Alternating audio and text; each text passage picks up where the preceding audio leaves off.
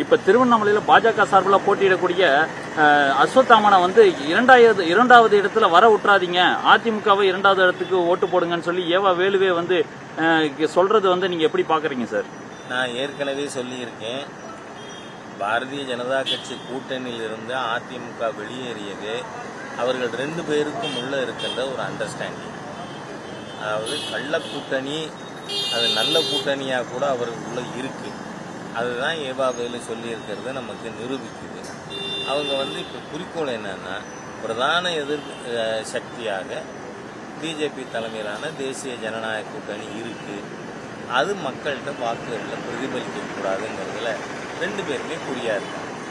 இப்ப பாஜக பாத்தீங்கன்னா மலைவாழ் மக்களுக்காக பல்வேறு திட்டங்களை கொண்டுட்டு வருவோம்ட்டு வந்து பிரதமர் மோடியும் சொல்லியிருக்காரு. ஆனா பாஜக சார்பில் சொல்லப்படுது, இந்த சூழ்நிலையில தேர்தல் அறிக்கையில அவங்களுக்கான ஒரு திட்டங்கள், சிறப்பு திட்டங்கள் இடம்பெறுமா? நிச்சயமா இருக்கும். ஏன்னா பிரதமரோட கோஷமே சப்கா சாத் சப்கா விகாஸ், அனைவரோடும் சேர்ந்து அனைவருக்குமான மேம்பாடு. அதனால நாங்கள் ஆட்சிக்கு வந்த இந்த 10 வருஷத்துக்குள்ள பட்டியல் சமுதாயத்தை சேர்ந்த திரு ராம்நாத் கோவிந்த் அவர்கள் மாண்புமிகு ஜனாதிபதியாக இருக்காங்க. இப்போ மலைவாழ் மக்களுடைய சமுதாயத்தை சேர்ந்த திருமதி திரௌபதி முர்மு அவர்கள் ஜனாதிபதியாக இருக்காங்க. அதிலிருந்தே பாரதிய ஜனதா கட்சி அனைத்து மக்களையும் இணைத்து கொண்டு இன்க்ளூசிவ் பொலிட்டிக்கல் அப்ரோச் உள்ள கட்சின்னு தெரியும். இப்ப எடப்பாடி பழனிசாமி வந்து அண்ணாமலை வந்து காணாம போயிடுவாருன்றத ஒரு கருத்தை சொல்லியிருக்கதா சொல்றாங்க. அதை பத்தி உங்களோட கருத்து?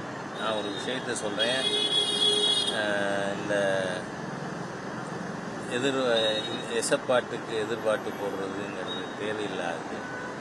2014 இதே மாதிரி கூட்டணி, அதாவது அதிமுகவும் இல்லாமல் திமுகவும் இல்லாமல் அமைச்சோம். அப்போவே திராவிட முன்னேற்ற கழக கூட்டணியை விட 2% கம்மியாக 19.5% வாக்குகள் பெற்று நாம் 3வது இடத்துல இருந்தோம்.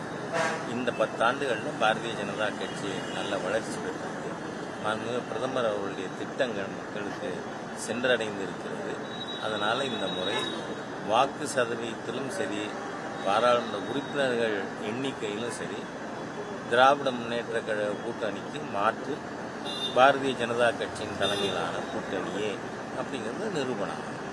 பாஜகவுடைய இந்தியா முழுவதும் வெற்றி வாய்ப்பு எப்படி இருக்கு? தமிழகத்தில் எந்த அளவுக்கு வெற்றி வாய்ப்புகள் இருக்கு சார்? நான் தமிழகத்தை பற்றி ஏற்கனவே சொல்லிட்டேன். 2வது, தேசிய அளவில் 4 நாள் முன்னாடி ஒரு கருத்து கணிப்பு 388 சீட்டுன்னு சொன்னாங்க. நேற்றைக்கு ஒரு கருத்து கணிப்பு 412 சீட்டு சொல்லியிருக்காங்க. ஆகவே மாண்புமிகு பிரதமர் அவர்கள் பாராளுமன்றத்தில் பேசினது போல இஸ் பார் 400 கி பஹார், அதாவது இந்த முறை 400க்கு மேல் அப்படிங்கிறத நிரூபிப்பது போல நம்ம தேர்தல் ரிசல்ட் இருக்கு. Okay, thank you.